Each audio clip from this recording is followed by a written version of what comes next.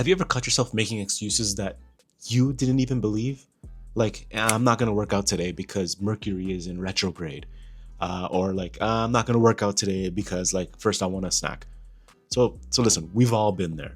But what if I told you there is a simple way to just squash all those excuses and do what you actually need to do?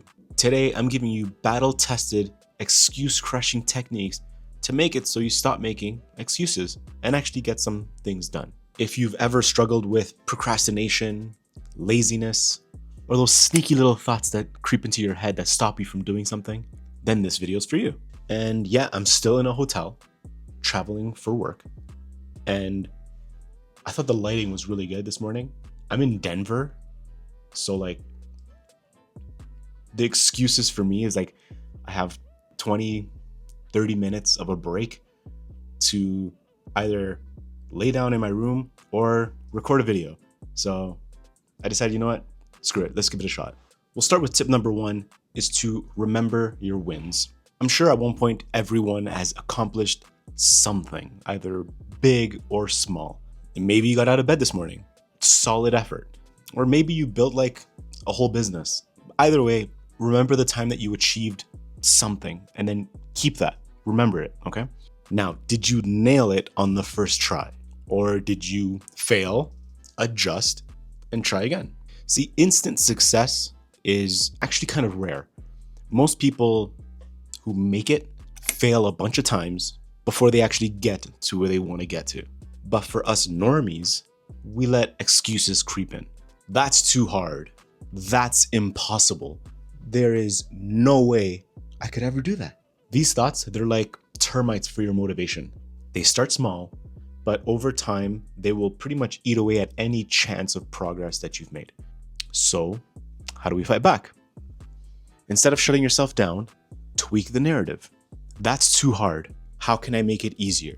That's impossible. Has anyone ever done this before? There's no way that I could do that. Yet, adding a simple word or just flipping a phrase can completely change your mindset. And once you start questioning the excuse, instead of just accepting it, you begin to realize maybe it's not that impossible after all.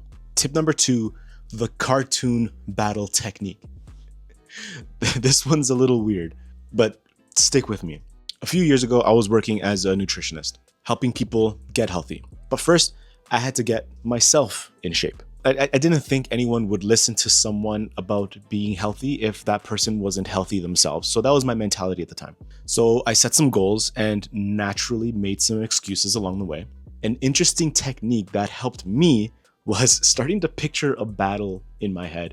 A cartoon version of me battling another cartoon version of me. One was the successful, healthy version of myself, and they had like more than one ab. The other was the excuse-making, I'll start on Monday version of myself. It would be a 1v1 battle royale in the style of Dragon Ball Z, and since this was my imagination, I got to pick the winner. 9 times out of 10, I would choose the successful version of myself. And then before I could overthink it, I'd get up and like go do a squat. So the next time you're feeling lazy, just imagine your successful self versus your excuse-making self. Who's gonna win? Spoiler, you genuinely decide who wins. Share some of the ways that you've personally battled some of the excuses and made it through. Put them in the comments below. I'd love to hear them. Tip number 3, the 2-minute rule. This one is actually so simple that it's kind of stupid. If a task takes less than 2 minutes, just do it, like right now. We pile up these tiny little excuses, like taking out the trash, responding to an email, paying a bill, and suddenly they turn into this huge, overwhelming mountain of things that we just didn't have time for. Pause the excuses, take 2 minutes, get it done. No more pile up. Tip number 4, move. Now, the best things that I've personally implemented to battle my excuses is so ridiculously simple that it doesn't really make sense, and I don't know why it works, but I do know that it does. And that it's simply just to move. When you're overthinking, stressing, or spiraling in excuses, skip the mental gymnastics and just physically move. You want to write something?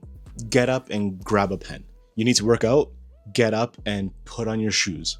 You have to clean? get up and grab like a sponge or something. And believe it or not, that's exactly what I did for this script, for this video. I was overwhelmed with anxiety around views, subscriptions, and I had a mental block on what I should write about. I thought back to what I did for my health and simply just stood up. I grabbed my laptop and just started writing. And I also did this in the middle of like watching a show with my wife. And like, I got up and I just started doing it. And she's like, "What are you doing?" And I'm like, I got to write. I'm just going to do it. Now I've obviously gone back and like revised the script, and I wrote a bunch of stuff and I refined it a little bit. Tossed in a couple of jokes that probably no one laughed at, but I got it done. Excuse squashed. Look, not every day needs to be like a massive success. Some days just getting out of bed is a win, and that's not a problem. That's okay. But if you take these small wins, I'm gonna get closer for this one. I'm gonna get closer.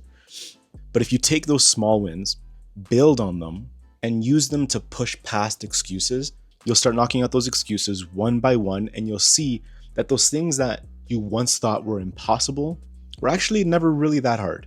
Drop a like if you've enjoyed this video, or if you've used this video as an excuse to not do that little thing that you've been doing. And this is your moment. Go do it. Go do that thing. Thank you for watching, and I'll see you next week.